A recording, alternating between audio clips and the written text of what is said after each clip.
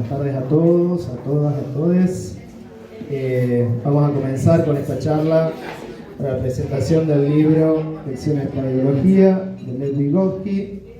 Antes que nada, bueno, quería agradecer el espacio, el Frente de Gastronomía Sin Patrón. Un aplauso ahí para las compañeras que dejaron el lugar, un espectáculo, ordenaron las mesas, todas las cosas ricas que tienen ahí.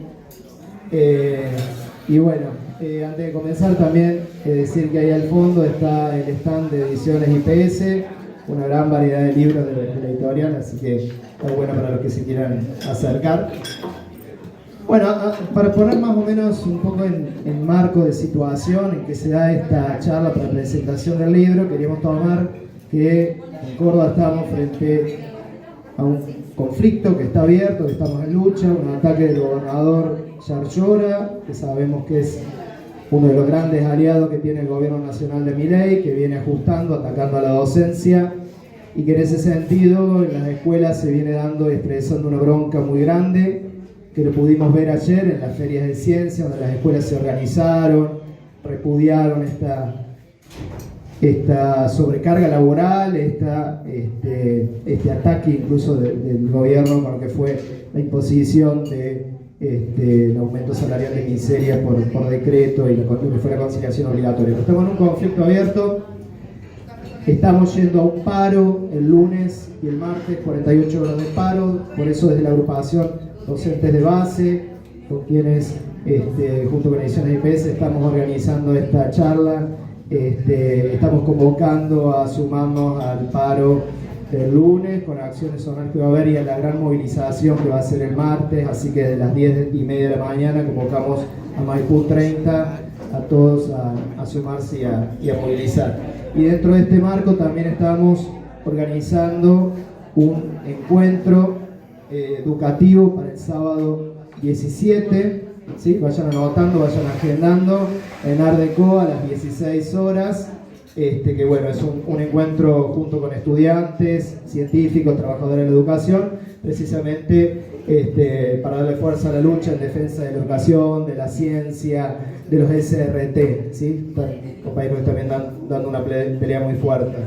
Y en ese sentido es que queremos precisamente también debatir cómo nos organizamos, cómo construimos y organizamos las escuelas, cómo organizamos la familia junto con otros sectores esta pelea, y parte de esa pelea también es construir una reflexión colectiva por qué tipo de educación queremos y que no está desligado por qué tipo de sociedad queremos. Y nosotros estamos viendo que frente a esta educación con una perspectiva individualista, competitiva, meritocrática, que apunta a solamente privilegiar una pequeña minoría de la población, ese sector de las empresas, de los empresarios, de los grandes capitalistas.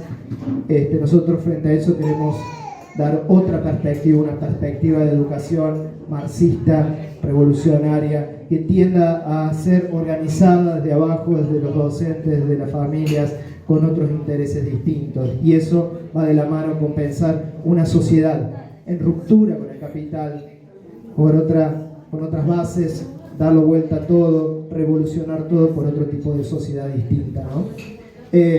A esta reflexión colectiva es que llamamos e invitamos hoy a esta charla que vamos a presentar sobre el libro Lecciones de Ideología de Lev Vygotsky. Tenemos acá, lo presentamos a Federico Puy, es docente de primaria que viene de Cabo de Buenos Aires, es dirigente de la corriente 9 de abril, corriente docente a nivel nacional, también dirigente del PTS y secretario de prensa del gremio ADEMIS. Y Laura Vilches, docente de nivel medio, de nivel universitario, docente universitaria y concejala el PTS en el Frente de Izquierda.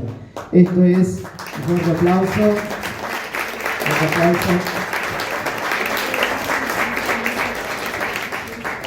Dentro de esta pelea también por las ideas y por cómo construir una educación y una sociedad distinta, es que venimos compartiendo estos ciclos. De hecho, anteriormente también en la agrupación Docentes de Base impulsamos la presentación del libro El Cordobazo de Eduardo Castilla, y todas estas iniciativas y la pelea común y la organización común los queremos invitar a todos, a todas y a todes a formar parte de esa pelea. Por eso nos parece importante que se sumen. Los invitamos a ser parte de la agrupación Docentes de Base, los invitamos a ser parte del PTS y a dar esta pelea común para con todas, a impulsar juntos todas estas iniciativas. Así que son todos bienvenidos, bienvenidas, bienvenides, y está por ahí circulando una hojita para todos los que quieran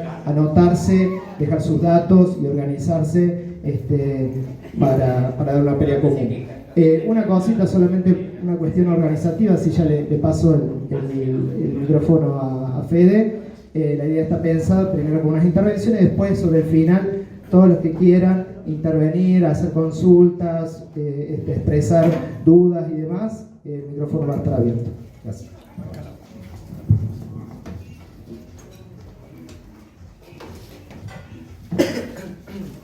Bueno, buenas tardes a todos, a todas, a todes. En primer lugar, además de agradecerle a los compañeros y compañeras del FOL, agradecerle a Fede, que se vino hasta Córdoba un sábado para compartir estas reflexiones con nosotros.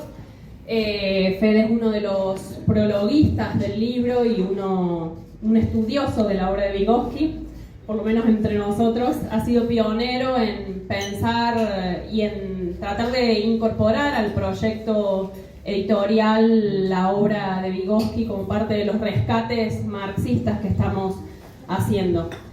Yo pensaba esta presentación en el marco de un debate que venimos haciendo quienes militamos en el PTS, una reflexión colectiva que venimos haciendo. De hecho, hemos tenido una conferencia a mitad de julio con muchísimos compañeros y compañeras, donde nos hicimos la pregunta de cómo encarar esta etapa de la situación nacional y de la situación provincial, justamente pensando en estos acelerados 7, ya 8 meses del gobierno de Milei, el ataque brutal que de algún modo está encarando, pero a su vez cuáles son las contradicciones que tiene este gobierno, ¿no? Porque hay que decir que en el medio de sobre todo de una avanzada y una ofensiva ideológica, discursiva, como decía Nahuel, impulsando una política del sálvese quien pueda, de la preeminencia del mercado por sobre todas las cosas,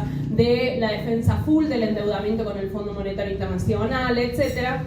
No es un gobierno que, lejos de lo que nos presentaban algunos sectores como la gran avanzada del fascismo, no presenta contradicciones, ¿no?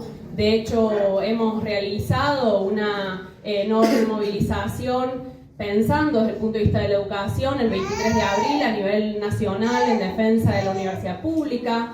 Las mujeres y diversidades venimos de una enorme movilización el 8 de marzo. Quienes defendemos las libertades democráticas hicimos una enorme demostración de fuerza también el 24. Y hay múltiples procesos de lucha, entre los cuales, como mencionaba Nahuel, está el proceso de lucha docente. También vimos procesos como el de Misiones, ¿no?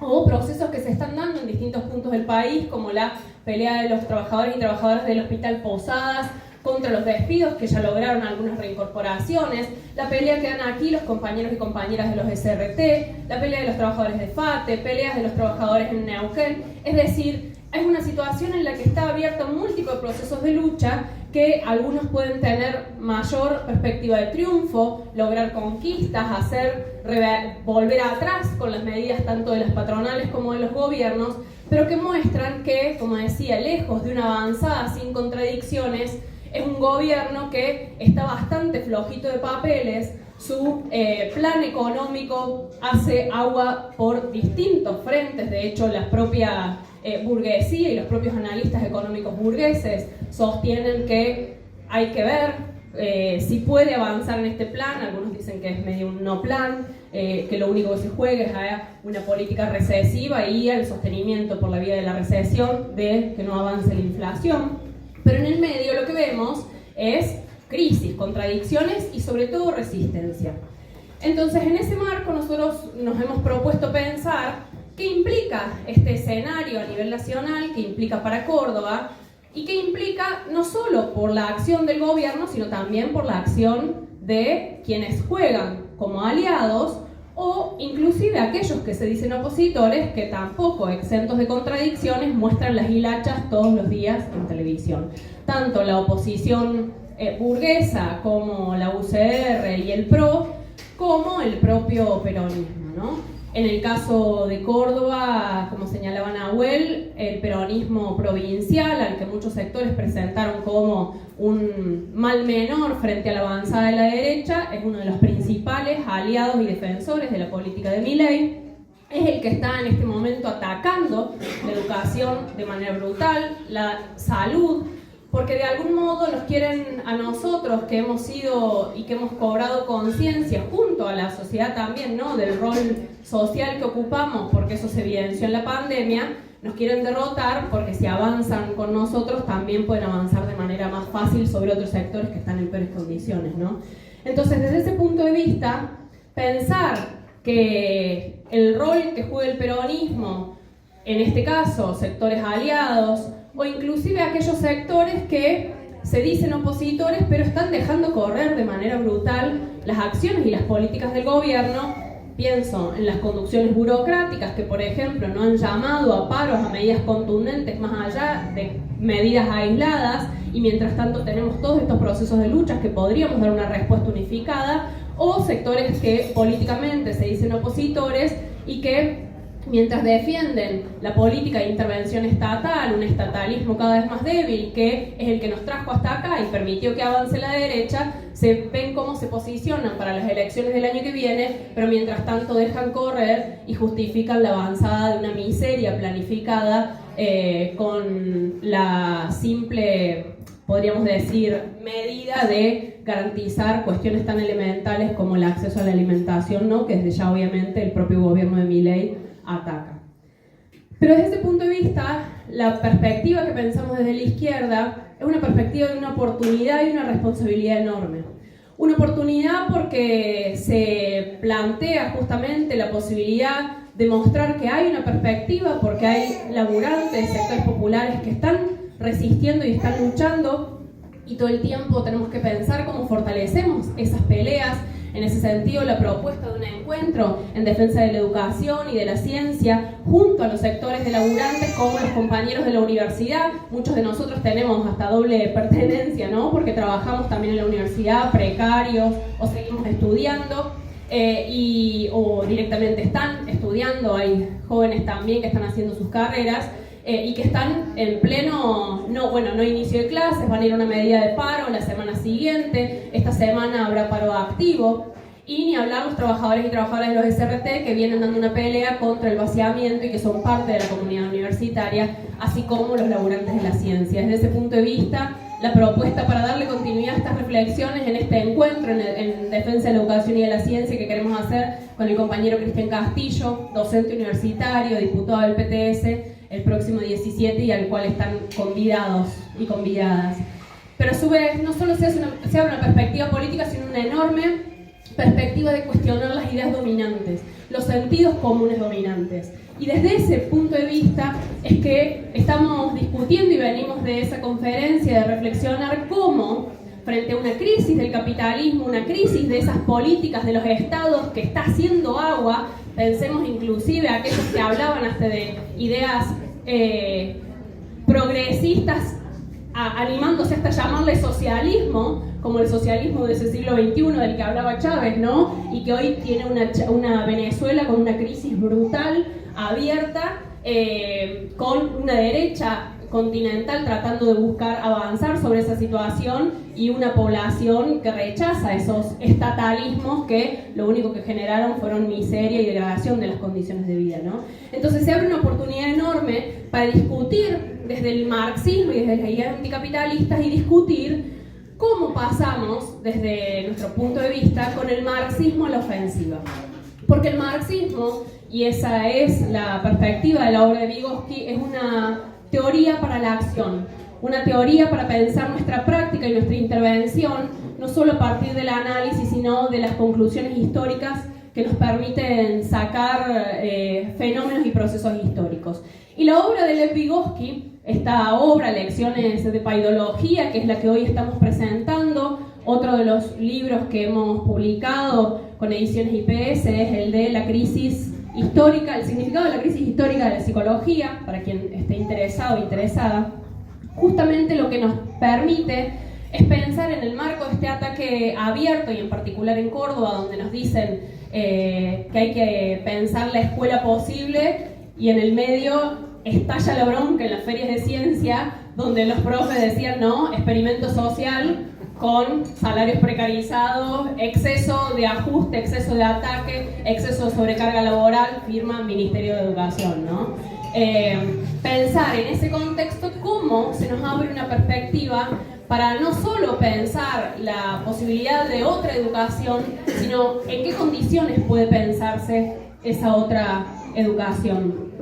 Y ahí creo que, no sé, yo pensaba, se da la situación de quienes cuando empezamos a dar clase, estamos a pleno con el optimismo pedagógico que la escuela puede transformarlo todo, y uno se va haciendo un poco viejo, vieja, va transitando la escuela, y lo que te agarra es pesimismo pedagógico de que es toda una mierda, no puede ser igual. Bueno, claro, entonces vamos del optimismo al escepticismo.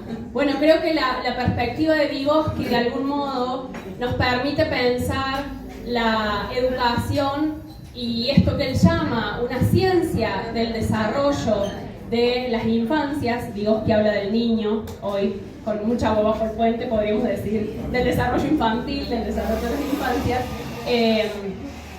justamente desde una perspectiva integral.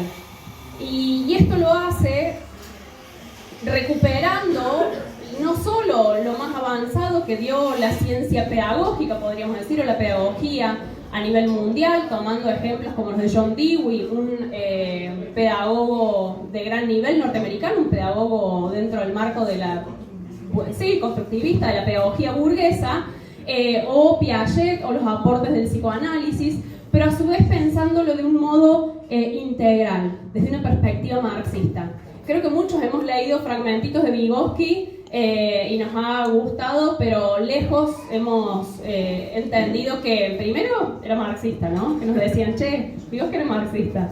Y después de su forma de reflexión integral. Y esto lo pudo hacer porque era parte no solo de esas experiencias más avanzadas de la época, en el contexto de la Revolución Rusa, que se propuso de alguna manera transformarlo todo. Una revolución rusa que fue la primera revolución obrera triunfante de la historia de la clase trabajadora, la primera revolución obrera socialista, y que se propuso desarrollar experiencias con todo.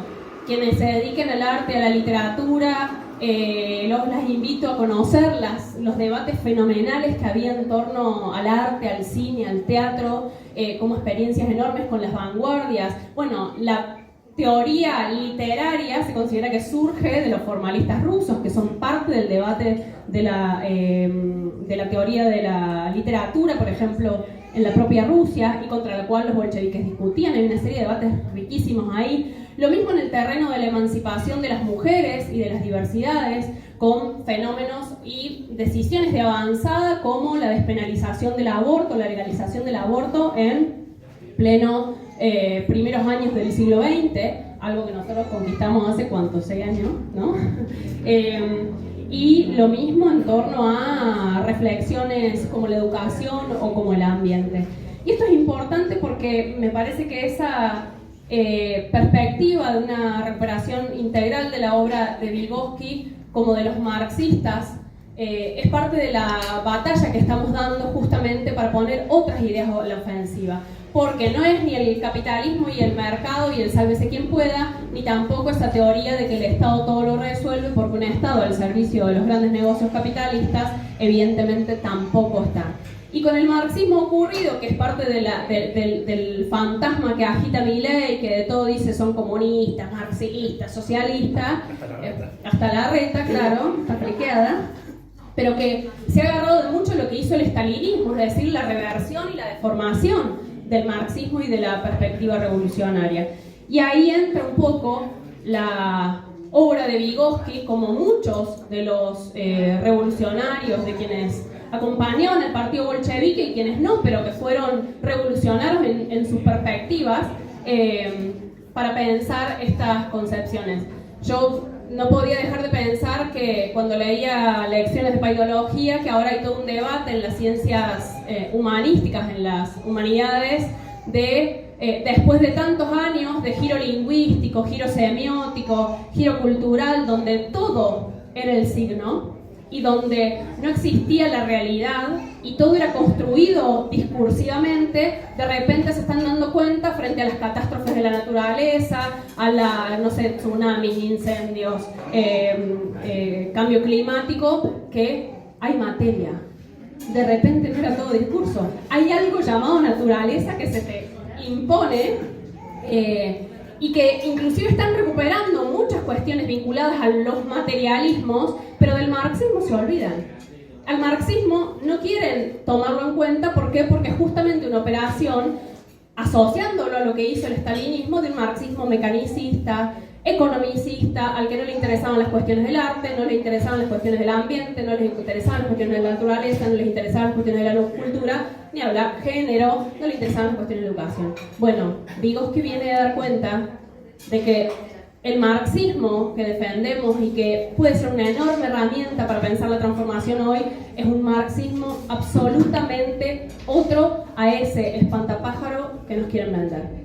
Y la obra de Vygotsky, yo no voy a hablar mucho de eso, para eso he citado a Fede, que fue el que prologó el libro, pero sí contar que a mí me pareció alucinante, porque yo dije, bueno, voy a leer una obra sobre pedagogía, tipo de las que estudiamos en los profesorados, y uno dice, bueno, acá me va a decir cómo funciona la psique, qué proceso hay, que tú, la educación.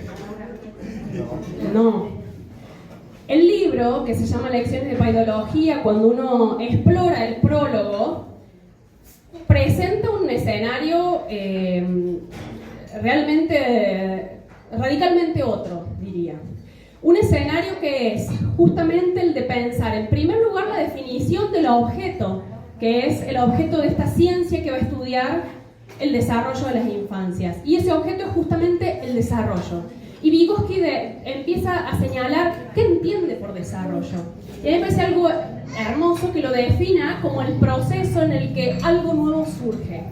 El desarrollo entonces como un concepto dinámico, como un concepto no estático y como un concepto que luego, seguramente Fede nos contará algo, va planteando no como desarrollo evolutivo, sino como un desarrollo que presenta momentos de crisis y momentos de estabilidad.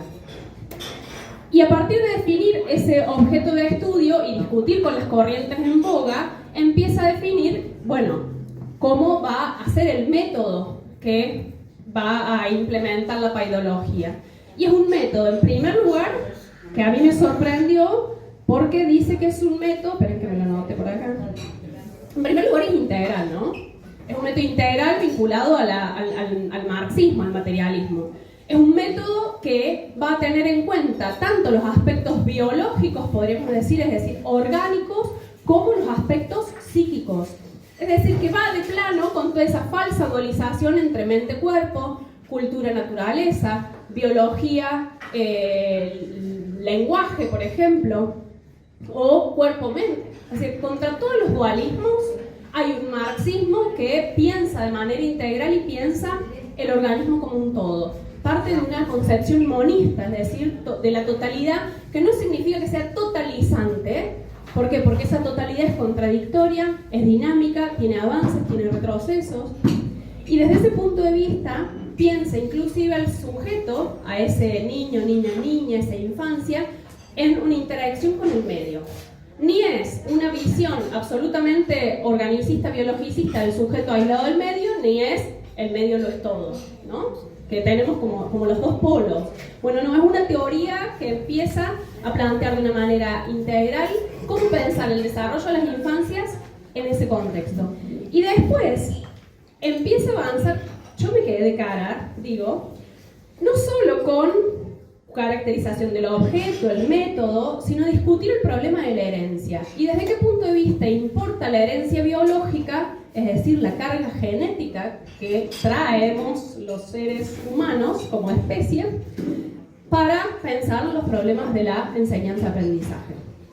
Después se mete con el desarrollo, bueno, cómo entender el problema en medio, con el desarrollo psicológico del niño y cómo son las etapas, y ahí en cada uno de esos capítulos va a observarse esto de un método que es dialéctico, que es histórico y social, que es materialista porque en ningún momento dejan de estar presentes los procesos de desarrollo de organismo vivo, es decir, no sé, por ejemplo, cuenta cómo funciona el sistema endocrino y cómo el sistema endocrino interactúa como, digamos, las glándulas endócrinas con las glándulas sexuales, o sea, por ejemplo, y cómo eso tiene que ver con el desarrollo psíquico, el desarrollo del sistema nervioso y las capacidades y las posibilidades de los aprendizajes de acuerdo a esa... y ya corto, porque me estoy yendo. Y después plantea que ese desarrollo es cíclico, con avances, retrocesos, con crisis, momentos de estabilidad. Tiene una definición que nos hace acordar a quienes estudiamos los procesos revolucionarios, que es un desarrollo desigual, es decir, es un desarrollo que tiene avances y retrocesos y que no se da del mismo tiempo todo como lineal. No solo lineal, sino que además hay momentos de desarrollo donde por ejemplo, una función psicológica, una función del mente, no sé, está en una etapa, en un periodo en primer lugar y luego pasa a un segundo lugar. El caso, por ejemplo, de la conciencia, de la memoria o de el pensamiento deductivo. Y desde ese punto de vista, y después otra cosa que es que toda evolución es una involución, es decir, todo proceso de desarrollo implica a su vez la pérdida, la degradación y hasta la desintegración, dice por momentos, de características que estaban presentes en una etapa de desarrollo previo. Es decir, es una tremenda lección no solo de paidología, sino de dialéctica. El pensamiento dialéctico es en cada frase, en cada línea, que es justamente un pensamiento de lo contradictorio, que es lo que nos permite pensar que no hay desarrollo lineal, así como no había avanzada del fascismo sin contradicciones, podríamos decir que no hay avanzada evolutiva del niño para adelante sin contradicciones. Bueno, y me parece que la perspectiva de pensar la paidología, que además desapareció como nombre inclusive con la avanzada del estalinismo como reacción contra esos procesos revolucionarios de una creatividad y de una inventiva enorme, es un modo de pensar de alguna manera hoy con herramientas. Por un lado, las discusiones contra la avanzada de las neurociencias en la educación, como una avanzada donde todo depende de la biología, y de algún modo de la herencia y de las capacidades individuales, que no están lejos de terminar en la lógica de es puro mérito propio, y cómo el medio condiciona las capacidades de aprendizaje y enseñanza, y a su vez contra quienes de algún modo plantean que todo es puro medio y que no hay nada en cómo se fue desarrollando ese organismo vivo en interacción con el medio, que va desde los problemas de desnutrición infantil, por ejemplo, a las posibilidades del desarrollo. Desde ese punto de vista, creo que es un enorme aporte para quienes queremos pensar la educación, que tratamos de hacer todos los esfuerzos cotidianos para que esos seres con los que interactuamos todos los días, que nos comen la cabeza y a los cuales les comemos la cabeza, pero que con los lazos que se generan, que es no solo no estático, no solo es dinámico, que permite pensar posibilidades, y sobre todo una de las cuestiones más enormes me parece que plantea, que es que hay presente en todo proceso de desarrollo en tanto ser humano como ser social, la colaboración mutua, tanto entre pares como entre adultos, adultas y esas infancias que están a cargo durante unas cuantas horas en nuestras escuelas, con sus familias, con la propia institución, y eso presenta a su vez una perspectiva de una potencialidad creadora y de una potencialidad de desarrollo que creo que es lo que nos permite pensar frente a la desmoralización de que esto es lo único posible,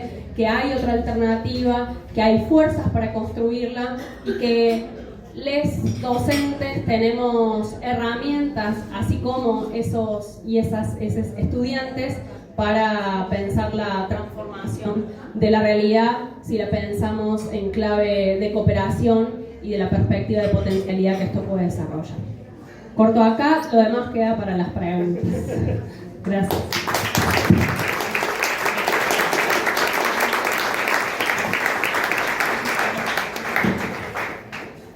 Bueno, buenas tardes a todas, a todos y a todes. Bueno, muy contento de estar presentando el libro acá en Córdoba. Es la primera presentación porque primero hicimos en la Feria del Libro, que tiene otras características, lugar más reducido y menos tiempo, así que es la primera presentación que estamos haciendo de lecciones de paideología.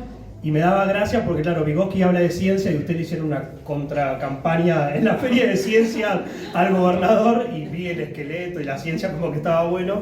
Así que todo el apoyo a la lucha de las y los docentes de Córdoba. También hay una lucha muy importante en Neuquén, hubo paros en Jujuy, es decir, hay un movimiento educativo que no solo cuestiona lo estructural, lo salarial y las condiciones de trabajo, sino que creo que hay un gran debate sobre qué educación necesitamos realmente, así que bienvenido a esta charla.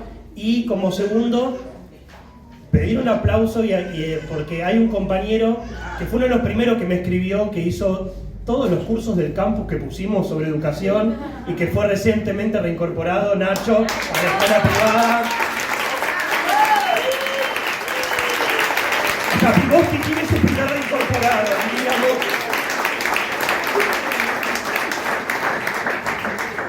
Y bueno, este proyecto de Vygotsky es un proyecto militante, lo hacemos desde la editorial que impulsamos del partido de Ediciones IPS.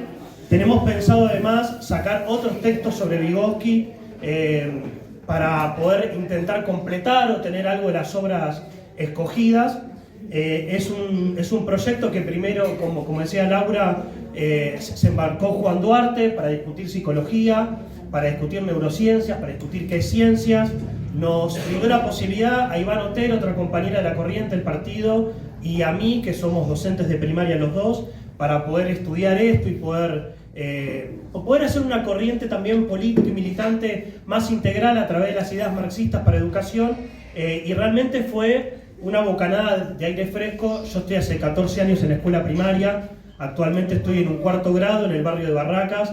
La situación social que están viviendo las infancias realmente es de un salto a las penurias totales en cuestiones de meses. Si bien siempre hubo una situación de pobreza muy estructural, por lo menos en la escuela donde laburo yo, realmente hay un salto con respecto a las condiciones de las infancias y no podemos pensar que nuestra actividad política simplemente es la discusión por la educación en general, sino que, como decía Laura y como dice Vygotsky en Lecciones de Paideología, nuestro sujeto de la educación, que antes en los profesorados se llamaba así la materia sujeto de la educación, son las infancias. Entonces, qué mejor que pensar qué ciencia para estudiar el desarrollo de las infancias, también para acompañar la lucha de clases que damos cotidianamente y que nos organizamos con la familia.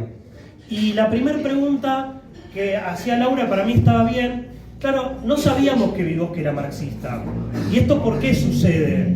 Porque Vygotsky es un marxista, está en el medio de todo el proceso de la Revolución Rusa, interviene como un intelectual, incluso funda como la Academia del Juguete, pensando en qué juguetes el Estado obrero tenía que producir para darle a todas las infancias.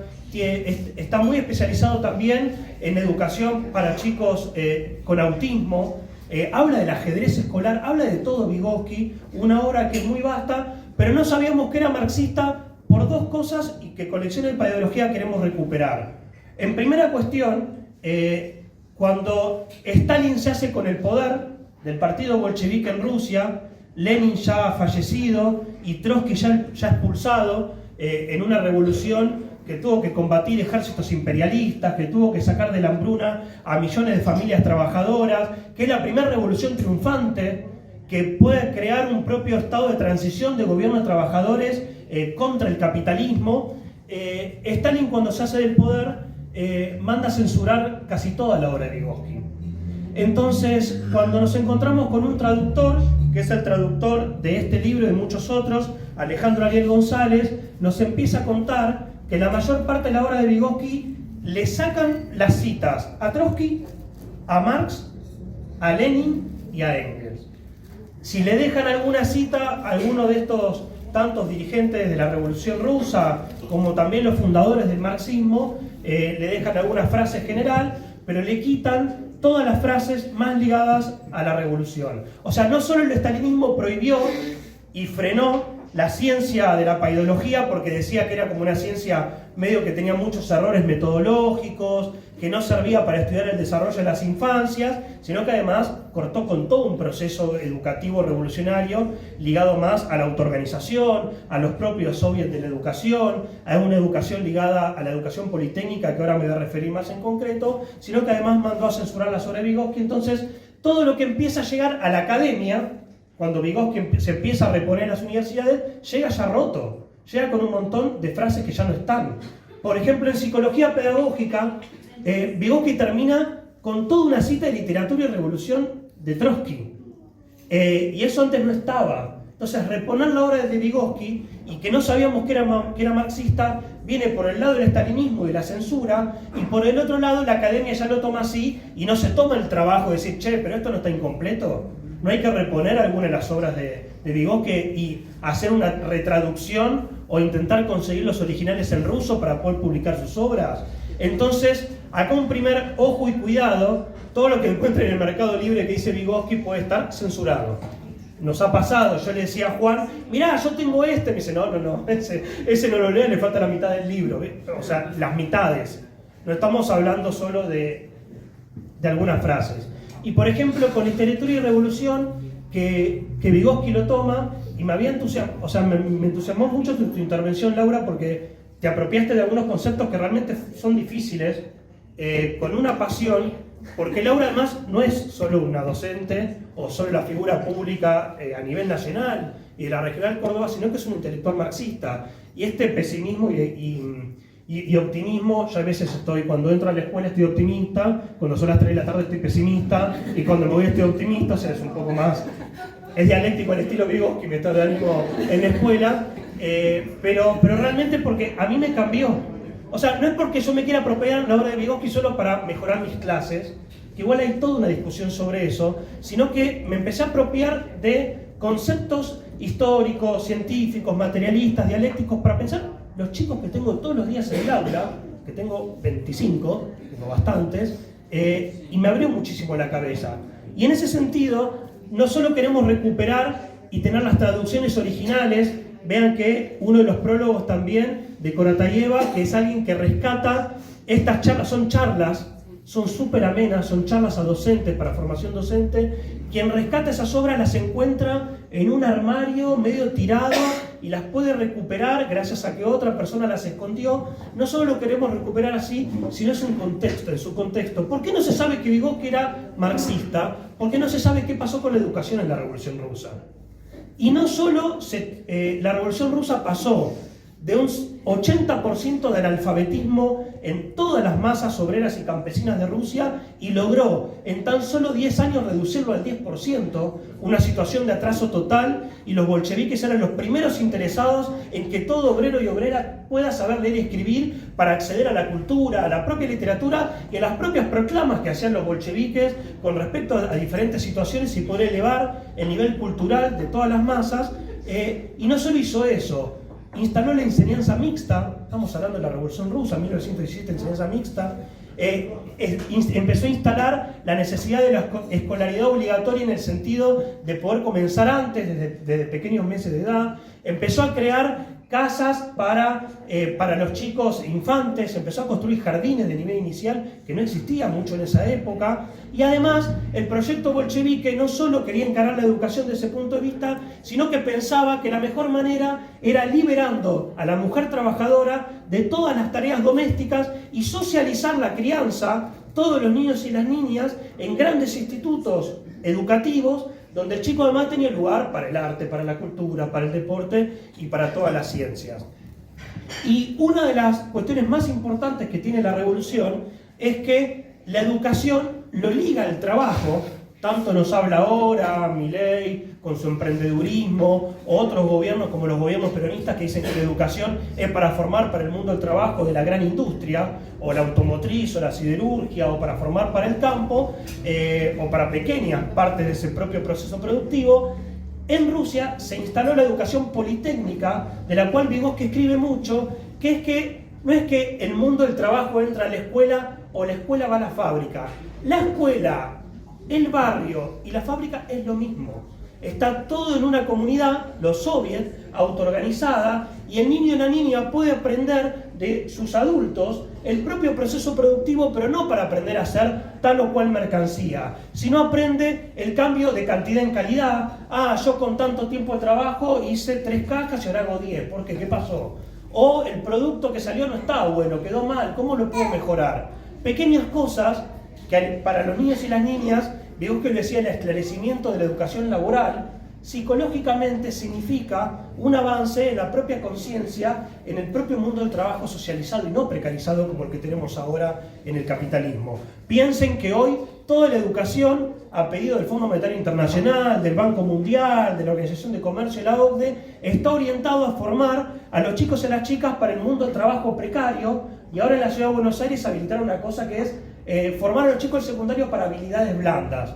Y si te equivocaste, decir que te equivocaste, comunicate bien, o sea, no le grites a tu patrón. Si te equivocaste, lo tenés que decir y aceptarlo. O sea, gente dócil para el mundo del trabajo, de las finanzas, de las grandes patronales o lo que fuese. Entonces, la educación que piensa Vygotsky es completamente distinta.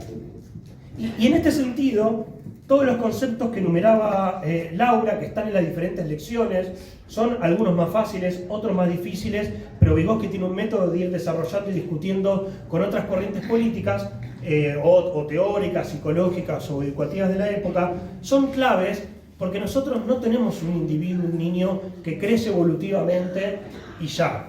Todo el mundo lo debe vivir, por ejemplo, la discusión que hace de la crisis de la edad escolar, de la crisis de la edad, que por ejemplo a los 13 años dice ahí una crisis total, y dice se viene acumulando antes, y tiene 3 fases, una fase precrítica, una fase que es un bardo, que es la crisis total, y otra fase post, que se va sentando y se hace una meseta en sus propias crisis. Esa forma de pensar las crisis nosotros no la tenemos en el aula. Uy, ¿por qué estoy en un 7º grado que es un lío total en un montón de cuestiones? Están atravesando una crisis, que están moldeando otras subjetividades, que están haciendo otras experiencias, otras vivencias, y nosotros no tenemos realmente todas las herramientas para saber qué es lo que sucede ahí en el aula con esos chicos y las chicas. Y por lo general, ¿qué hace la escuela pública? Dirección, te portaste mal, afuera. Y quizás está atravesando otro momento. Perdón, una cosita, en eso no.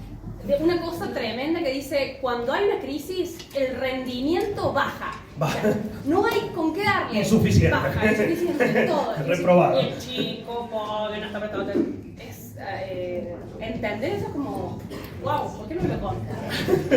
¿Por qué no me lo contaron cuando me formaron para ser docente? Y, por ejemplo, la cuestión del medio, Laura tocó el tema de la herencia, es muy importante. Piensen que el tema de la herencia, las neurociencias lo dicen, bueno, vos cognitivamente tenés este registro biológico que heredaste de tu papá, de tu mamá, vas a ser de tal manera, ¿no? Como una cosa dada e innata. Y no toma el medio como parte de formación del propio individuo y de cambio. Ahora Vygotsky va más allá, dice, el medio en el cual se forma el chico es fuente de desarrollo histórico. Fuente de desarrollo histórico. Entonces, cuando nosotros decimos que las infancias, antes de ayer, que quieren bajar la edad de imputabilidad y poner una nueva ley penal de 13 a 19 años para meter en cana a los pibes, nuestro compañero Cristian Castillo en el Congreso dice, vos estás hablando de esto, ¿y por qué no hablamos que hay 8,8 millones de pibes niños, niñas y adolescentes hundidos en la pobreza, en Argentina, y que eso se va profundizando con el ajuste del gobierno de Milei. Si ese ambiente en el que se cría el chico, que no es totalmente determinante, no es que el pibe no va a aprender a leer, no va a aprender a escribir, pero si eso nosotros no lo cuestionamos, como denuncia anticapitalista de la situación en la que se crían y se desarrollan los chicos y las chicas en su propio ambiente, ya ahí tenemos una falencia.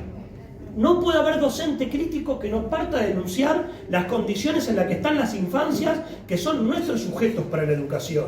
Y eso hace a grandes militantes en las escuelas, porque no solo podemos decir se alfabetizó o no se alfabetizó, está en 4º grado, no sabe leer y escribir, no comprende texto, que son verdades además. Sucede eso, y ahora me voy a detener en eso, sino que nosotros tenemos que partir de hacer esa denuncia y de pensar que si el medio es fuente de desarrollo histórico, tenemos que cambiar el medio. Si ese ambiente es el fuente de desarrollo donde el niño, la niña aprende a hablar, a leer, a escribir, a relacionarse, a ver lo que sucede en el barrio, en el club, en su casa, nosotros tenemos que transformar esas condiciones materiales de vida para que esa potencialidad que está innata en el sujeto de creatividad pueda desplegarse totalmente, y en esto está pensando Vygotsky en lecciones de paideología.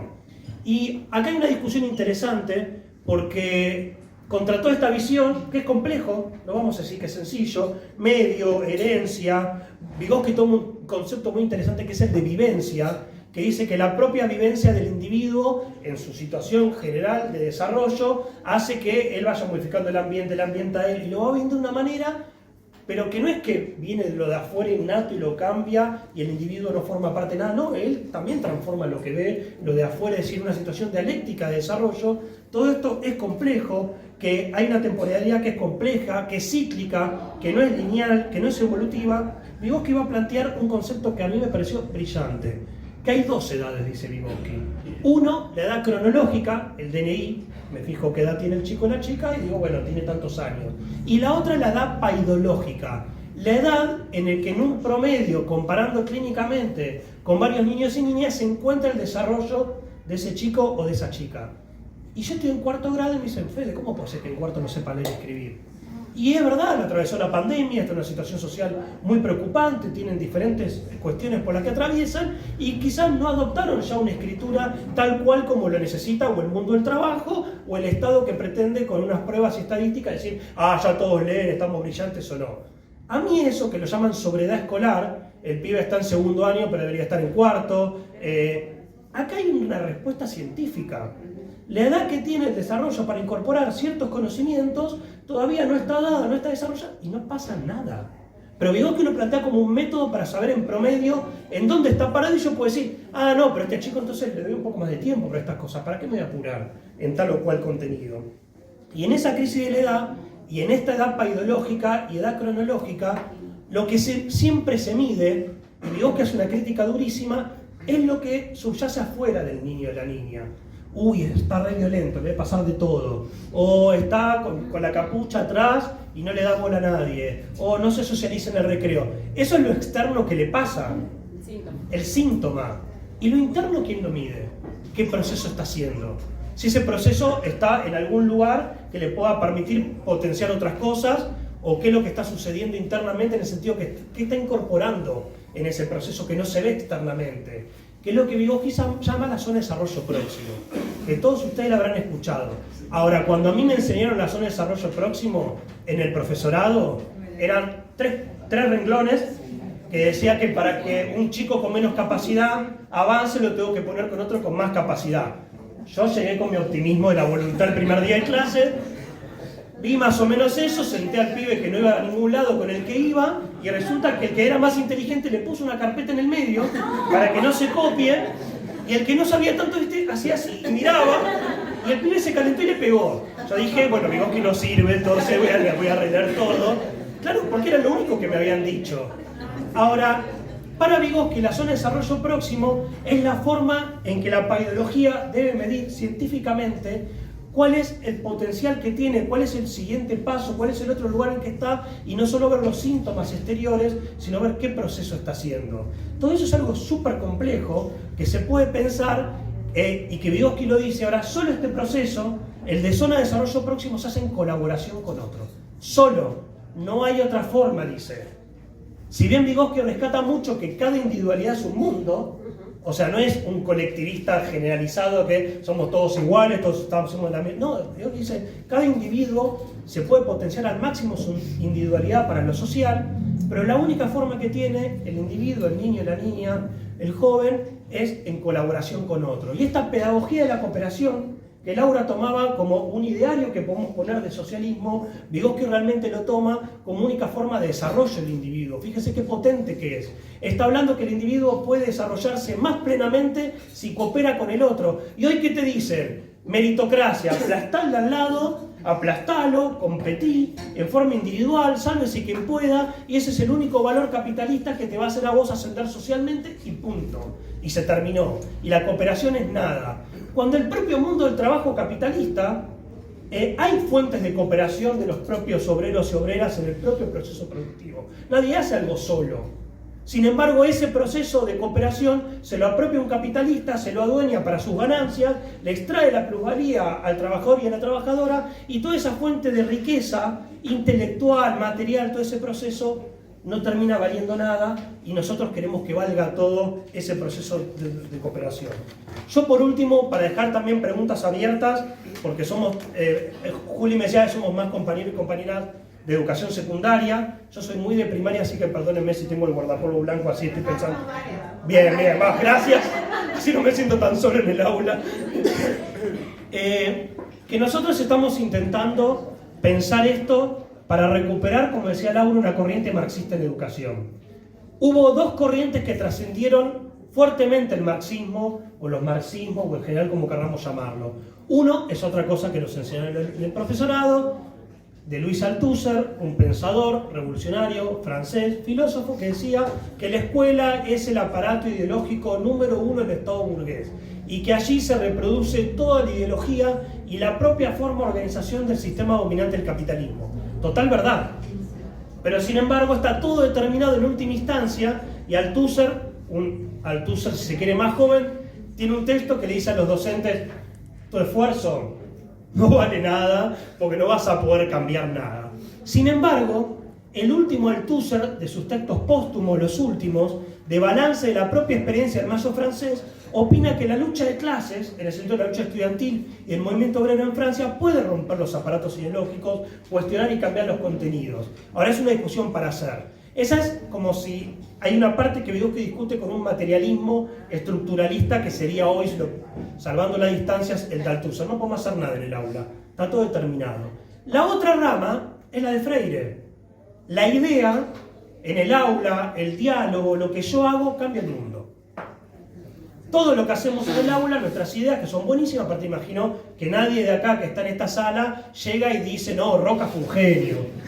¿No? O sea, todos vamos con un contenido, decimos, no, una interpretación de la historia, tomamos problemas sociales. Entonces la pregunta que quiero dejar antes de finalizar es, ¿se puede cambiar el mundo de la escuela? Sí, no, ¿cuánto no? Es una pregunta que nos hacemos constantemente, porque yo puedo ir al Puente Porredón, a la lucha del sur, yo voy a todos lados, pero también estoy muchas horas en el aula.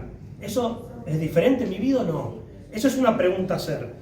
Y desde este punto de vista, yo creo que nosotros en esta batalla contra la derecha y también contra el progresismo o el peronismo que apunta a que una educación con otros valores democráticos, culturales, participativos, reduce mucho a Vygotsky una cuestión de integración escolar, que es muy válida porque nosotros integramos todo lo que viene a la escuela y lo intentamos incorporar a la escuela y lo intentamos desarrollar todas las capacidades que tenemos, mientras administran la miseria del sistema capitalista, y las escuelas no son más que lugares para formar mano de obra barata para diferentes nichos productivos. En la provincia de Buenos Aires, ni hablar, o para la Mercedes-Benz, o para la Toyota, o para Kraft, o lo que fuese, o en el interior de la provincia de Buenos Aires para el campo, o si no para pedalear para Rappi.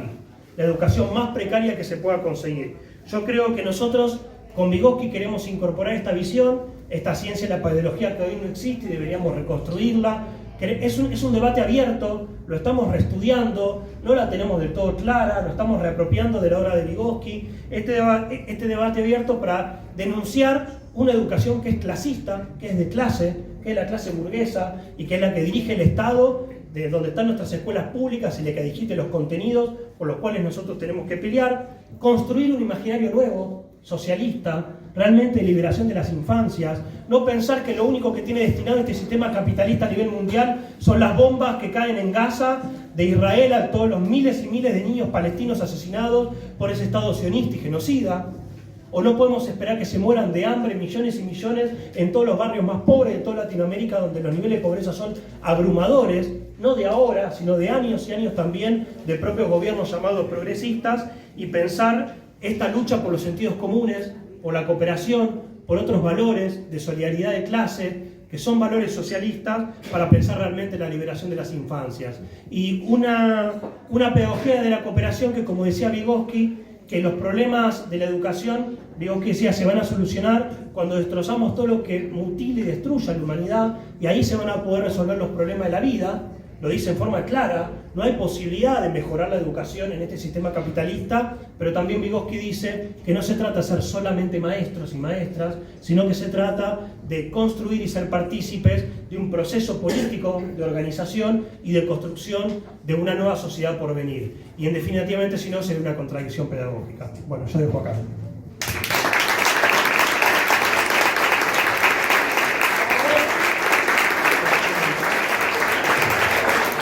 Bueno, muchas gracias, Fede, Laura. Queda abierto el micrófono, no es inalámbrico, así que se van a tener que acercar acá. No, por la primera idea sobre... ahora está la compañera preguntando de... sobre Bourdieu y la reproducción y el texto que tiene con Passeron también. Es interesante porque ahí se dan dos debates, ¿no? Primero, que la denuncia que hace Bourdieu en la escuela capitalista es así. Uno lo lee y dice, estoy en la cárcel, o aparte Bourdieu hace como esas comparaciones, ¿no? Y muchas veces, tanto con él como con Foucault y otros, se utiliza mucho pues el concepto de capital cultural y otras cuestiones que se puede ver desde dos puntos de vista, desde una denuncia anticapitalista sobre cómo piensa el capital, que la educación es una mercancía más, ¿no? Y a ver cuánto capital acumulaste vos. Y después viene Milei y te pone el Ministerio del Capital Humano y se va todo, ¿no? Se va todo como por barranco. Pero la denuncia sobre la reproducción está bien la que hace Bourdieu. Está bien, uno lee y si no está atento a las propias, porque ¿qué dicen los pedagogos más modernos? Hay dos tipos de currículum. El currículum que es el que está escrito, el diseño curricular, los contenidos que damos, y el oculto. ¿Cuál es el oculto? Las normas y valores y la propia forma de organización escolar, que es bien capitalista o empresarial. Un timbre, salís al recreo, tocó el timbre, volvés al aula. Formás para entrar al aula, formás, saludás a la bandera. Nosotros cantamos la oración a la bandera cuando salimos y la mayoría de mis chicos son de Paraguay, de Bolivia, centralmente por donde laburo yo. Entonces, todo el tema del patriotismo, la escuela, la organización, los premios y castigos, los boletines, las reuniones con la familia, todo tiene un criterio de controlar políticamente y pedagógicamente el proceso educativo. Ahora, la única solución que le da el sujeto, sea el docente o sea el estudiante, es de microresistencias. Bueno, entonces si yo cuestiono el lenguaje, lo que decía Laura al principio, ya estoy mejor, que es una parte importante, obvio. Yo soy el que entro y digo niñas, niños, niñas, y se charla. Cómo quiere cada uno denominarse, cómo se autopercibe cada uno, o con cualquier cuestión se puede hacer eso. Entonces, uno está bien que cambie el lenguaje, y Vygotsky es alguien que insiste bastante con eso, con cómo el lenguaje se utiliza de alguna manera en forma disruptiva, también se utiliza para hacer una denuncia al propio sistema capitalista que te impone un lenguaje que hoy podemos decir o es patriarcal, o es individualista, o es meritocrático, que son las palabras hoy en uso. Ahora, lo que no ve Bourdieu o Passeron, como tampoco veía, si se quiere, el primer Althusser, en el sentido de que en la escuela se reproducen todas las desigualdades sociales, que es así, no veía ninguna posibilidad revolucionaria de transformación radical de esa propia sociedad. Porque uno puede decir, mirá, no hay educación posible, crítica, científica, liberadora, como quieran llamarlo, el sistema capitalista. Y podemos acordar en decir eso. Nosotros vamos a luchar por esa perspectiva desde ya. Voy a cambiar mis prácticas escolares para modificar eso desde ya. Voy a unir la educación a la lucha de clases desde ya. Ahora, ¿hay posibilidad y perspectiva de revolución socialista, sí o no? En el sentido que cambia radicalmente la sociedad. Y ahí los reproductivistas se quedan hasta el estadio de la denuncia o solamente observar microresistencias, que las microresistencias pensadas en términos reformistas son: hagamos microresistencias, pero no cambiemos la sociedad. No vayamos contra el capitalismo. Incluso Cristina Kirchner te dice que es el mejor sistema de producción de bienes y servicios, que lo único que se trata es de repartir un poco más equitativamente el dinero en la sociedad. Entonces yo creo que con Vygotsky nosotros intentamos hacer un diálogo con Freire, con Althusser, con Bourdieu, con Passerón, con todos los autonomistas que eran tipo los Giroud, los McLaren, todos los que surgieron como pedagogos críticos en un proceso histórico determinado que fue del levantamiento zapatista, grandes movilizaciones de los anti-global, etc. Yo creo que hoy no hay nadie tomando el guante de esto, por eso también lo sacamos. No hay debates educativos de este tipo. Lo digo en forma crítica a nosotros mismos, O sea, hoy todavía no pusimos las ideas del marxismo en la ofensiva para discutir esto. Y es un poco el interés que queremos hacer y meternos en este debate, lo que ya dejaron corrientes marxistas o que se denominan anticapitalistas en general, sobre la educación y pensar alguna nueva forma de poder plantearlo. Y por último, yo sí le quería contestar. ¿A dónde estaba la...? Ya estamos. Primero, o sea, esto no sé si lo vas a entender ya ahora, pero Vygotsky dice... Ya lo sé. Pero Vygotsky dice algo interesante para pensar el desarrollo del niño, que dice: el niño no es un adulto en pequeño. Y me pareció buenísimo, porque cuando uno lo mira evolutivamente, entonces dice, bueno, los rasgos que tiene ella, y seguramente ella en 10 años está tomando una fábrica, no sé qué va a hacer en 10 años, ¿no? Por su intervención valiente de hoy. Ahora, el solo hecho de que nosotros como docentes, porque dijiste algo que muchos tomamos en cuenta, que hay docentes que son malos, y nosotros no podemos hacer los caretas, que no sucede eso en la escuela. Pero estamos hablando de niños, estamos formando subjetividad, estamos discutiendo contenidos. ¿Cómo no voy a criticar a mi compañera, a mi compañero, si no le interesa la voz de sus propios sujetos en el aula? ¿O cómo no lo voy a criticar si el contenido que está dando es anticientífico en el sentido de la religión, por ejemplo, por decir una cosa, o lo que fuese? La voz tuya hoy, en esta charla, cuando estamos hablando de una ciencia que estudia el desarrollo de las infancias, es importantísima, porque nosotros esa voz la tenemos que amplificar. Ojalá hubiese miles y miles de niños y niñas como vos que planteen cómo está la educación y que no digan solamente, porque vos dijiste se cae el techo y a veces me dan ganas de no ir. Y sí, esta escuela como está ahora te da ganas de no ir. Nos da a nosotros y sale el meme que dice: oh, hoy no te voy a ir a la escuela, pero sos el docente, y se levanta y va. ¿Cómo no te va? Seguramente no te den ganas de ir y escuchar a veces algunas clases y pasás 2 horas escuchando cosas que no tenés ganas de escuchar. ¿Y por qué nuestra educación, nuestra apuesta también en tus deseos? En lo que vos tenés ganas de aprender y cómo lo querés aprender, y nosotros aportar, que somos adultos, que somos más grandes, que tenemos otra experiencia, cómo no es que ahora venimos y te bajamos líneas, ahora todos los chicos tienen que discutir cómo está su... No, nosotros intentamos construir un diálogo y un conocimiento para que ustedes puedan desarrollarse plenamente. Me pareció muy interesante porque Freire decía que hay una parte de la educación que es estética. ¿Cómo le podemos decir a los... La educación es el futuro de la humanidad, pero se cae el techo del futuro de mi humanidad? Y ponemos en vos el futuro de la humanidad, cuando no queda más que cuando seas grande tener que buscar algún tipo de trabajo que seguramente no sea el de tu agrado, o que no te hayas podido desarrollar en música, en deporte, en arte, o en lo que vos quisiste más de niña, pensando en lo que vos querías en tus deseos. Yo opino que hay que poner el eje, que este libro nos deja el sujeto con eje en las infancias. Y eso para los docentes, para mí, es oro en polvo y es muchísimo.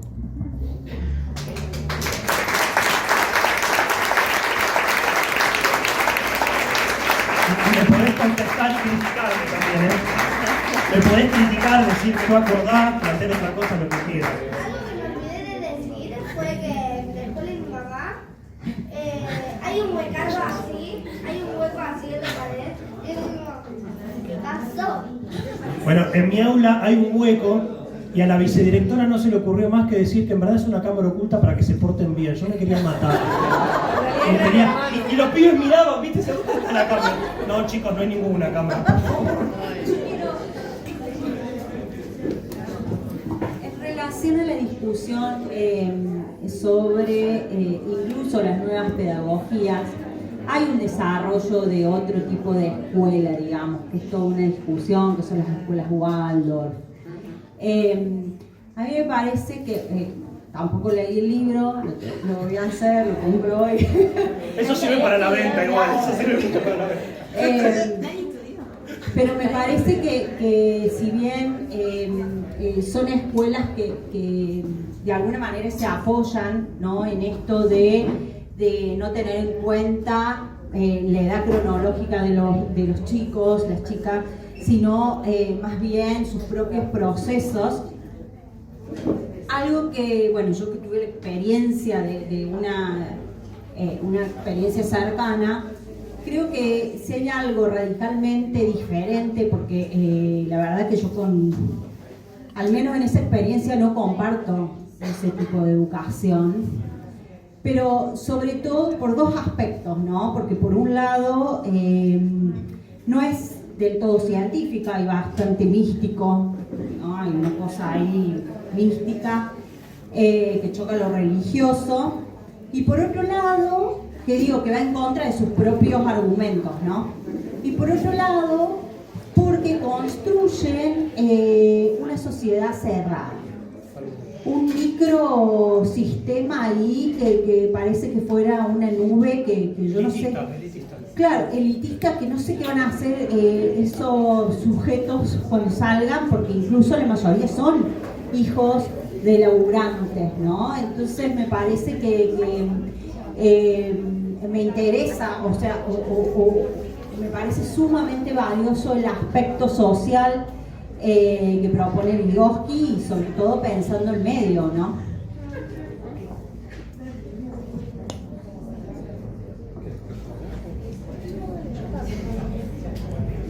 ¿Querés? Otra. Estaba pensando que es interesante porque esto de las escuelas Waldorf se inicia, tengo entendido, en Alemania y está ahí en 1913 con George Steiner. Entonces, bueno, pero claro, es como dice la compañera, también desde una perspectiva constructivista, pero tiene una impronta mística que también raya lo religioso y que no se termina de entender muchas veces, y que está pensado, digamos, para un determinado sector de la sociedad, digamos. Aquí en Córdoba existen escuelas Waldorf de nivel primario, de nivel secundario, pero no son escuelas a las que pueda tener acceso cualquiera. Claro, son privadas. Entonces, No, yo creo que es una discusión interesante por dos puntos de vista. Porque claro, o sea, yo hago la pregunta al revés, ¿no? O sea, nosotros podemos hacer una crítica, de todas maneras, en el libro, para mí lo que está presente, que está bueno, que todos los pedagogos más progresistas de la época, Laura nombró a Dewey, que después aparte va a ser parte de la comisión de Trotsky contra los juicios en Moscú, es un tipo que tiene, o sea, unos valores políticos, personales y pedagógicos muy interesantes, que Dewey es el primero que empieza a hablar de hacer una educación por proyectos cooperativos, en el sentido de no pensar contenidos así estáticos, sino por proyectos, y que también hay muchos formadores y educadores que surgen de lo mejor de la pedagogía moderna, como Montessori, por ejemplo. Entonces hay muchas experiencias, y lo bueno de la Revolución Rusa, para que no nos peleemos internamente en el PTS, es que la Revolución Rusa hubo 4 o 5 o más corrientes pedagógicas o ideas sobre pedagogía que estaban en pugna. Había unos que decían que la escuela había que eliminarla, que había que desescolarizar a los chicos y a las chicas, porque la escuela ya imponía una visión dominante, sea de la revolución o no, o lo que venga. Después había sectores como el Club Paya que decían que más tiene que ser una escuela más autoorganizada, de la sociedad, de la comuna. Otros decían, bueno, está bien, pero con la escuela. Hubo muchas formas de pensar la pedagogía, que lo malo es que se perdió mucho de esas experiencias para recuperarlas por escrito. Ahora, el problema que tenemos hoy me parece que es otro, porque yo hago la crítica al revés. Porque nosotros podemos decir que esas escuelas son escuelas privadas, son elitistas, es así, van sectores de los hijos de la clase trabajadora, algunos también, tienen una pedagogía que está buena en un punto de vista, a mí me gusta, por ejemplo, ¿en qué se diferencia un chico primero, segundo y tercer grado? No tengo idea. Menos después de leer a Vygotsky, para mí, son niños y niñas, ¿no? En Provincia de Buenos Aires, por ejemplo, en inicial, no sé si hay alguien de inicial acá, pero empiezan ya a construir las salas multiedad. Arranca de sala de 3, 4 y 5, no hay, o sea, todos juntos. No hay sala de 3, 4 y 5, sino todos juntos. Que aumenta la precarización, porque tenés muchos chicos durante 3 años pero sin embargo hay una mirada puesta ahí, ¿no? Ahora, yo la pregunta la hago a la inversa. ¿Y estamos tan contentos siendo maestros de la escuela burguesa? ¿De la escuela del Estado capitalista? Entonces, a mí se me abre una pregunta, se me abre, te lo digo sinceramente, pues no tengo respuesta. ¿Cómo? Yo no la puedo pensar a la Waldorf. Claro, fuera de porque está dentro del sistema capitalista, por más que está aislado en una montaña. Claro. Es verdad.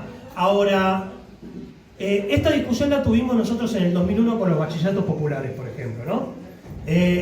La tradición de la clase obrera argentina es muy rica. En los años 30 hay un libro de Hernán Camarero, un historiador, que es parte de los intelectuales del Frente Izquierda, que cuenta cómo la clase obrera creaba sus propias instituciones educativas, en clubes, en sociedades de fomento, creaba sus propias universidades para quitar al hijo del obrero o al propio obrero de la educación burguesa. Y donde los valores de esas formas de educación eran obreros, socialistas, eran comunitarios, ¿no? Y hay una primera pregunta que yo opino que si surgen esos proyectos hay que apoyarlos con todo. Sí. O sea, nosotros, por ejemplo, nosotros en las fábricas recuperadas, por ejemplo en Madigraf, tenemos proyectos de juegotecas, cosas por el estilo, donde a los hijos, a las hijas, a los obreros de la propia Madigraf, recuperada por sus trabajadores, intentamos inculcarle otros valores y además pasan tiempo en un lugar mucho más ameno que no sea solo una escuela y que además hay pocas escuelas de nivel inicial. Ahora, nosotros tenemos que pensar qué haríamos como revolucionarios si fuese como en Rusia, que nosotros logramos tomar el poder y tenemos a disposición no solo las escuelas públicas, sino también las Waldorf y todas las escuelas privadas a nuestra disposición. Con los avances científicos que hay hoy, con los avances tecnológicos que hay hoy, con el nivel de tecnología que se podía distribuir en la propia escuela y también con pensar la paideología, por ejemplo, como una ciencia a potenciar si construiríamos nuestro propio Estado, un gobierno de trabajadores, donde no eran solo docentes, médicos, psicólogos, otros tipos de ciencia. Por ejemplo, hoy en mi escuela, que tengo un montón de problemáticas de salud mental en el aula, tengo 0 gabinete, hay 3 psicólogas para todo el distrito quinto, que mi distrito que es Barracas, La Boca, Pompeya, Parque Patricios, y me olvido de algo más seguro. 5 psicólogas para toda esa zona. Cuando yo voy con un caso a un chico, no hay con qué darle, o sea, no lo pueden ayudar.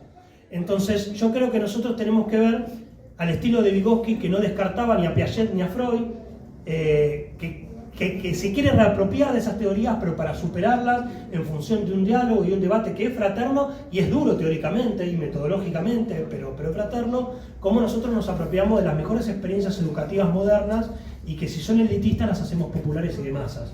Y que si son solamente para un sector privado, las estatizamos y las ponemos en función de las necesidades de toda la sociedad. Y tendríamos, imagínense, no sé cómo es acá en Córdoba capital, en la ciudad de Buenos Aires la mitad de las escuelas son privadas. No es que la pública es más grande, la mitad de las escuelas son privadas. O sea, imagínense la cantidad, aparte de edificios que tendríamos para poder socializar la educación y pensar otro tipo de educación. Entonces yo creo que además algo que nos debemos como corriente docente es empezar a elaborar un programa un poco más ajustado en el cual nosotros luchamos en plena atención en las propias luchas educativas. Nosotros podemos decir, salario para los docentes sí. ¿Qué le podemos agregar? Que un docente no puede trabajar 3 turnos para llegar a fin de mes o una cantidad de horas, porque no puedes trabajar educativamente con los chicos ni a palo. Yo llego a la hora número 10 de mi clase y ya no doy más.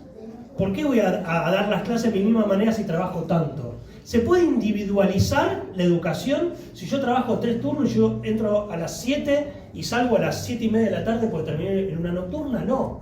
Entonces, cuando peleamos por salario, digamos también que queremos otra jornada laboral docente. Y digamos también que queremos formación continua en la misma jornada laboral. En la Ciudad de Buenos Aires no tenemos nada de formación, pero no para aceptar la formación que te impone el Estado, que te impone el gobierno. Para discutir colectivamente lo que decía Laura, los proyectos que tenemos, cómo los vamos desarrollando, o sea, empezar a incorporar en función de estas cuestiones que Vygotsky plantea muy en general, con un marco teórico, metodológico, que utiliza la dialéctica, el materialismo marxista, para pensar una educación futura, un ideal de educación futura, pero pensar también en afinar nuestras propuestas políticas para que todos los educadores y educadoras hagamos, como Vygotsky decía, no ser solamente maestros, sino pensar en que somos parte de esa construcción viva. Cuando Vygotsky habla de zona de desarrollo próximo, incluso, dice que si el docente no está conmovido hasta la médula por esa tensión constante que es el aula, que es la escuela, que es la educación, y por constituir otra subjetividad que permita liberar a la humanidad de todos los agravios del capitalismo, que no sea docente. Yo hice la traducción al castellano, no sé si lo dice así exactamente, pero te interpela. O sea, ¿cómo un docente no puede estar organizado con las familias? Por ejemplo, tenemos una separación brutal, familia-docente. Y tenemos que pelear todos los días en la sala maestra porque te dicen, no, la familia de fulanito, terrible, terrible, ni la hagas entrar a la escuela porque es terrible. ¿Y vos sabés qué le está sucediendo? ¿Y por qué la familia no puede ser parte de la discusión de los educadores de qué contenido? Fíjense la división en clase que hace ya. No es solamente el precario y el trabajador que está en blanco, sino que es el docente y el alumno, el docente y la familia. La separación es brutal. Por eso yo creo que todo lo que venga a la pedagogía moderna, reformadora, hay que tomarlo, pero en clave de alguna lectura que podamos hacer nosotros.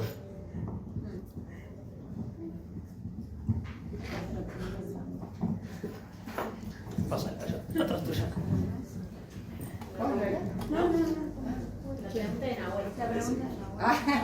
Ah, la iglesia. No sé, ahí. ¿No?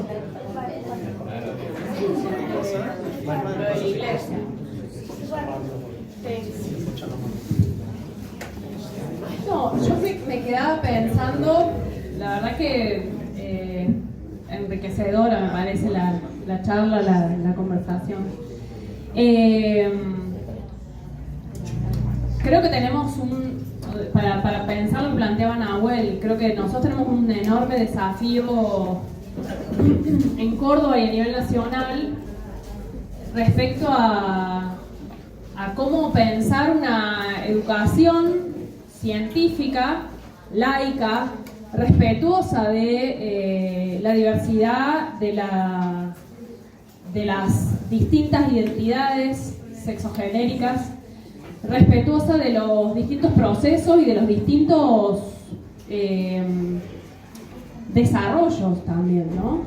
Y de alguna manera la relación de la Iglesia con el Estado, que nosotros venimos cuestionando desde hace tiempo, vuelve a estar planteada sobre la mesa porque hay como parte del envalentonamiento de todos los sectores más reaccionarios, alentados por el propio gobierno, hay un envalentonamiento de los sectores religiosos, ¿no?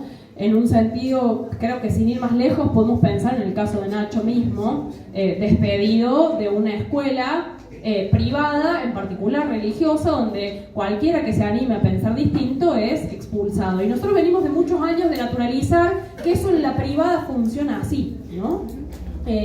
¿Por qué? Porque la privada es la empresa, entonces para mí la campaña que hicimos a partir del despido de Nacho y de Mateo aquí en Córdoba, de en las privadas también tenemos derechos, es poner un freno a eso.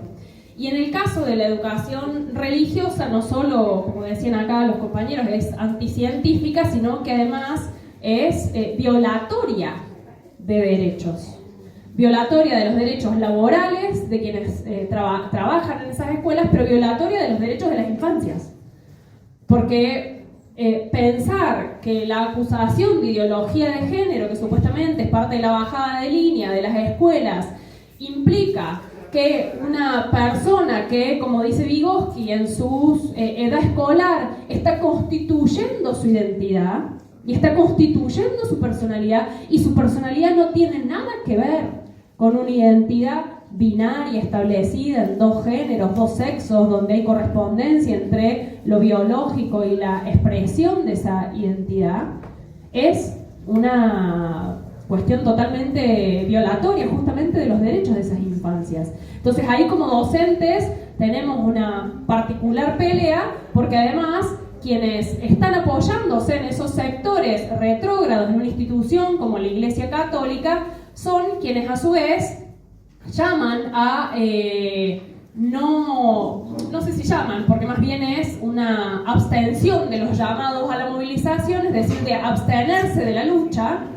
¿Por qué? Porque hay que garantizar la paz social, y esa paz social se garantiza conteniendo con asistencia estatal, que es una asistencia mínima alimentaria miserable, en el marco obviamente de ni siquiera garantizar condiciones óptimas para que esto que estudia Vygotsky, que es el desarrollo del sistema en los primeros años, por ejemplo el sistema endocrino, el sistema glandular, el sistema nervioso mismo, Vygotsky habla de las consecuencias de la avitaminosis, por ejemplo. El problema de que un niño, niña, niñe, en su más temprana edad no reciba las vitaminas que necesita, le impacta en el desarrollo de su sistema nervioso central y por lo tanto limita las potencialidades del desarrollo de sus capacidades y de sus funciones psíquicas, cerebrales. Entonces, hay una batalla ahí tremenda, porque justamente el proyecto de esos sectores eclesiales, que son los que hoy están denunciando, sí, la falta de ayuda asistencial alimentaria, pero a su vez dejando correr el ajuste en curso, que es la línea que va del Papa a Grabois, pasando por todos los sectores que hacen asistencialismo, es justamente no pensar la perspectiva de una transformación radical. Y yo ahí pensaba que hay algo también, a mí me resultó hermoso, de Vygotsky, cuando dice que en última instancia el cambio de las edades paidológicas, donde si bien él distingue edad cronológica de edad paidológica, después la vuelve a unir porque dice no es que no tienen nada que ver, hay algo que tienen que ver, lo distingue analíticamente para justamente pensarlo, pero dice que es una crisis como las revoluciones. La crisis que plantea la transición de una edad a otra es como una revolución, dice Vygotsky. Y no hay nada que hacer porque sucede. La crisis revolucionaria sucede, como el proceso de desarrollo de las infancias. Y yo pensaba en una analogía que quizá pueda ser un poco forzada, pero me habilita Vygotsky, que de alguna manera nosotros, y esto es un poco el convite también a pensar, estamos pensando que nos preparamos para momentos de irrupción de crisis revolucionarias. Porque hay algo también para pensar, que es que las masas no van a aceptar pasivamente este propio destino. Las familias no van a aguantar que se le caigan los techos en la cabeza a los pibes. Los docentes no vamos a aceptar que nuestros salarios decaigan hasta la inanición. No vamos a aceptar pasivamente los despidos. Entonces, esa perspectiva es la que se está desarrollando, y dar estas peleas en el sentido digamos, contra los sentidos comunes, contra instituciones reaccionarias, contra pedagogías que nos alejan de pensar la complejidad del mundo y la complejidad de los sujetos y otros futuros posibles, es también una pelea para la cual prepararse. Y desde ese punto de vista, yo, si alguien tiene otra pregunta, adelante, la hagamos, pero si no, ir ya cerrando, porque me parece que hay algo que es que tenemos que construir la herramienta que nos permita dar una salida cuando estas crisis revolucionarias se produzcan. De algún modo nos dirían, se ubican como pedagogos de las masas, el partido educador de las masas, ¿no? Una acusación que hacen a quienes militamos en partidos. No, depende cómo se entienda eso, y si lo sentimos en el sentido del materialismo dialéctico, de la paidología vygotskiana, en última instancia, nuestra perspectiva y nuestra pelea por construir un partido revolucionario es para acompañar esa experiencia a partir de haber sacado las conclusiones de todo este desarrollo histórico, para no cometer los mismos errores, para que la clase trabajadora y los sectores populares no empiecen de cero siempre, para apostar a que cada momento, cada crisis, dé lo mejor de sí a partir de la autoorganización. Y ese es un poco el convite al cual las estamos también proponiendo. Agruparnos, organizarnos, construir una corriente de educadores, de estudiantes, de trabajadores que ponga esta perspectiva de futuro, que se organice para prepararnos mejor para los tiempos por venir y poder plantear una salida para que no vengan siempre los mismos, para que no nos puedan convencer masivamente de que no hay otra perspectiva y hay que resignarse a aceptar la miseria de lo posible, porque quizás en algún futuro celeste, tras la muerte, habrá otro mundo posible, otra vida, y no, sino pelear porque esta vida vale la pena de ser vivida, porque queremos otras infancias, otra vida para nuestras infancias, pero también para nosotros y nosotras mismos, porque vale la pena, y como decía Trotsky, la vida es hermosa. Nada más. Gracias.